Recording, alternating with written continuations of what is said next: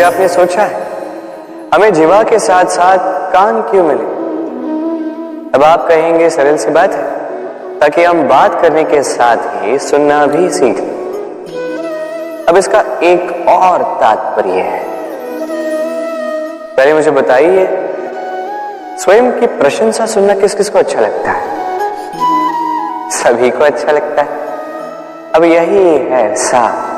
यदि इन कानों से आप स्वयं की प्रशंसा सुनना चाहते हैं तो सर्वप्रथम इस जीवा से दूसरों की प्रशंसा करना सीखें। अब प्रशंसा के विषय में एक अत्यंत महत्वपूर्ण बात आपको बता देता हूं। कभी किसी की प्रशंसा यदि आप करते हैं तो सर्वप्रथम उस व्यक्ति का उत्साह बढ़ जाता है। तत्पश्चात स्वयं यदि झांक कर देखें तो इस मन में भी संतोष और प्रसन्नता आ जाती है।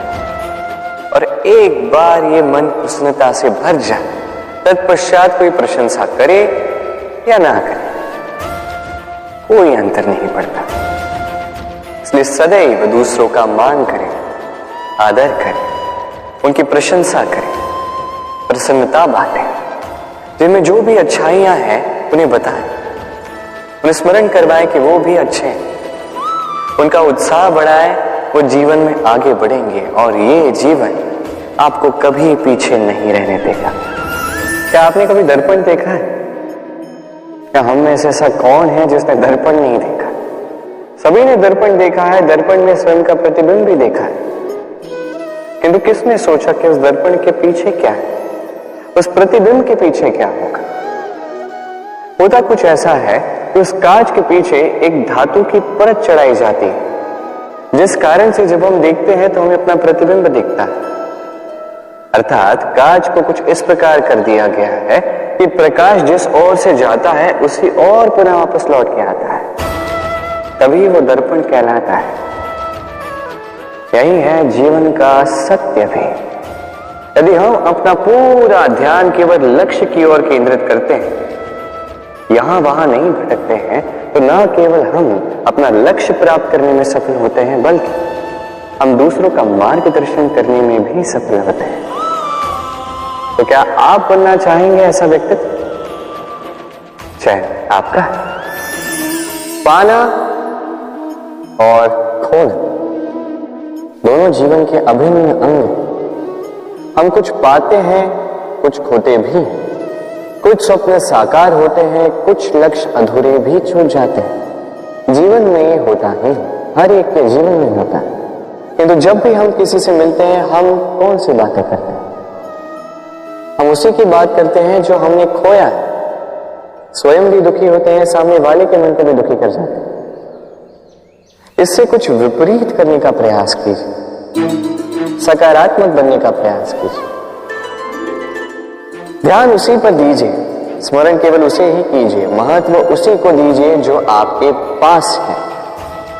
जो आपके पास नहीं, उसकी आस में त्रास क्यों सहना? उसी की गिनती कीजिए जो आपके पास आज यहां वर्तमान में। जैसे मैं कंस मामा की गिनती नहीं करता जिन्होंने मेरा बालपन झंझोड़ा। मैं गिनती करता हूं यशोदा मैया की, मेरे बलराम दाऊ की, मेरी राधे की, जिन्होंने मेरा जीवन संजोया।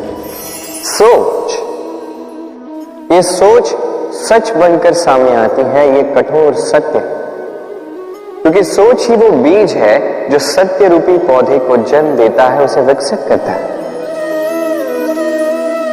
अब सोचिए, यदि ये बीज ये अकड़े का हुआ तो ये छाया नहीं, ये केवल कांटे देगा।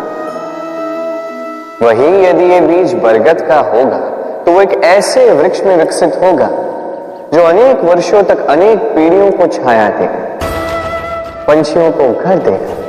उसी प्रकार ये सोच, यदि ये सोच छोटी सोच हुई तो आपको शंकाएं ही देगी। यदि ये सोच बड़ी हुई तो आपको समाधान देगी। तो सोच समझकर अपनी ये सोच चुनिए। ये सोच आपको शंका भी दे सकती है, समाधान भी दे सकती है। क्या चुनेंगे आप, शंका या समाधान? छोटी सोच या बड़ी सोच? चयन आपका है। जीवन और मृत्यु दोनों जीवन के दो अटल सत्य। जिसने जन्म लिया है उसे मृत्यु प्राप्त होनी है, यही नियति। अब एक बात, मृत्यु सभी को आती है, जीवन जीना सबको नहीं है। समस्त जीवन व्यतीत कर जाते हैं किंतु जीवन जी नहीं पाते, समझ ही नहीं पाते करना क्या है। जीवन जिए तो जिए कैसे? जीवन जियो तो उस दिए की भांति जो अपनी लौ से असंख्य दियों को प्रकाश देता है, जो बुझते बुझते भी अंधकार से लड़ता है। कदाचित इसीलिए जहां दिए को रखा जाता है उस स्थान को पूजा जाता है, उसे पवित्र माना जाता है। एक बात तो है, मृत्यु सभी को आनी है, चाहे मैं, चाहे आप, चाहे हर कोई एक न एक दिन संसार से जाने वाला है। किंतु आपने इस जीवन में किया क्या, ये महत्व रखता है। और जिसे जीवन जीना आ गया वो मृत्यु के पश्चात भी जीवन जीता है, वो अमर बन जाता है। कहा जाता है व्यक्ति को अपने चरण दृढ़ रखने चाहिए, जहां चरण होंगे उसी के अनुसार मार्ग होगा, उसी के अनुसार लक्ष्य भी होगा। किंतु क्या केवल इन चरणों पर ध्यान देना ही पर्याप्त है? नहीं, इससे कहीं अधिक महत्वपूर्ण होता है आचरण। जैसा आपका आचरण होगा उसी दिशा में आपके चरण होंगे। यदि आपका आचरण उचित हुआ, श्रेष्ठ हुआ, तो देखिए आप पर्वत के शिखर पर भी पहुंच सकते हैं। किंतु यदि ये उचित ना हुआ तो आप उसी शिखर से नीचे धरा पर भी गिर सकते हैं। हाँ, गति के लिए चरणों पर ध्यान देना अति आवश्यक है, किंतु प्रगति के लिए आचरण ही अति आवश्यक है, उसके बिना नहीं होगा। जन्म लेते ही व्यक्ति के लिए ये नाम अत्यंत महत्वपूर्ण हो जाता है। माता, पिता, पुरोहित सारे उन अक्षरों को ढूंढने लगते हैं जिससे आपका नाम आरंभ होगा। किंतु क्या केवल नाम और राशि के एक हो जाने से सब कुछ ठीक हो जाता है? कदापि नहीं, क्योंकि आपके कर्म ये महत्वपूर्ण होते हैं, अन्य कुछ भी नहीं। देखिए, नियति भी आपके कर्मों के अनुसार ही आपका भविष्य नियत करती है। यदि आपको उदाहरण दूं, सोचिए, एक है राम और एक है रावण। दोनों का नाम आरंभ होता है रा से, किंतु एक को मिला भयानक अंत और एक समस्त ब्रह्मांड के अंतर्मन में बस गया।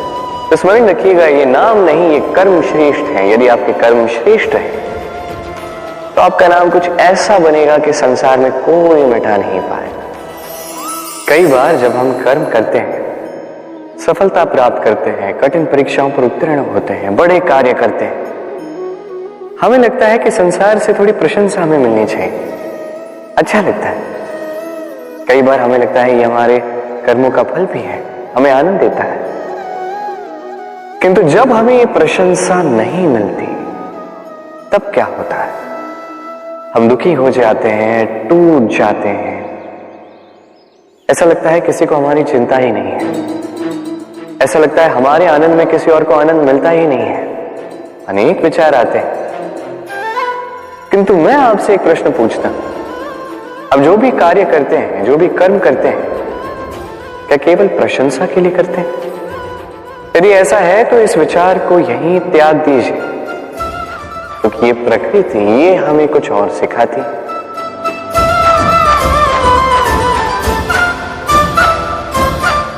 इस पुष्प को देख लीजिए,